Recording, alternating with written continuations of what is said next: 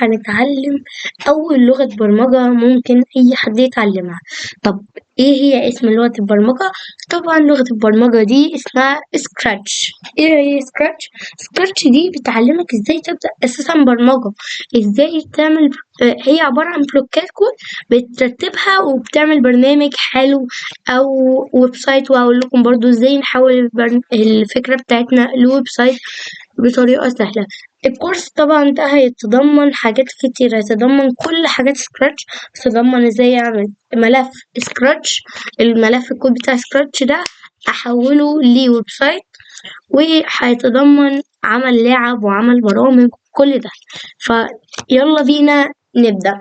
أول حاجة هنيجي نفتح المتصفح بتاعنا، إذا كان إيدج ولا كروم ولا أي متصفح عندنا، وهنكتب سكراتش. تمام، هيفتح عندنا بالطريقة دي اهو. هنلاقي اللي هو اول لينك ده اللي هو سكراتش ايميجن بروجرام شير وكده، هنروح دايسين عليه بكل سهولة. تمام، بعد ما فتح معانا هنعمل جوين سكراتش. نيجي هنا هيقولك create username و create password واكتب الباسورد تاني. مثلا انا هعمل اليوزر نيم كيمو مثلا، وهعمل ارقام كيمو مثلا 2016، وهحط الباسورد اللي انا عايزه. وبعد كده هدوس next select country. طب هسلكت الكونتري ايه؟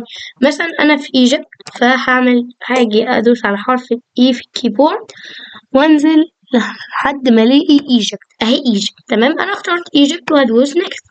هيقول لي month و year، هحط اي month او year انا عايزة. مثلا هختار كده واكبر نفسي شوية، يعني خلينا نحاول نكبر نفسنا سيكا. تمام، بعد كده هدوس نيكست. بيقول لي انت فيميل ولا ميل، ولا مش عايز تقول، ولا انت اذر جيرل. هنقول اللي انا ميل، فانا هعمل ان انا ميل، او ممكن تقول انت مش حابب تقول. هاجي واحط مثلا الميل بتاعي وادوس create account. تمام، وهعمل سيف طبعا عشان يفضل عندي. you are now logged. you can start exploring and create project. تمام، هنقول review كده. احنا عملنا اول حاجة الاكونت، هندوس next next next next.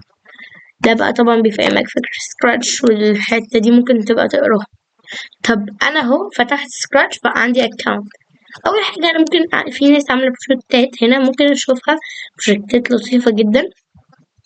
طب انا بقى اعمل ايه عشان يبقى الاكونت بتاعي صح؟ هدوس confirm your email. بيقول لي ايه؟ انا بعتلك على الكريم وائل 0216 ده كود، فانت دوس او لينك، سوري، دوس على اللينك ده.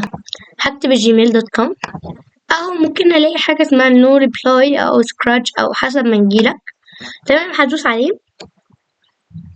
هيفتح لي بالطريقه دي اهو scratch، وقال لي التفاصيل وقال لي click here next. تمام، هدوس على دي او ادوس على الزرار ده confirm my account.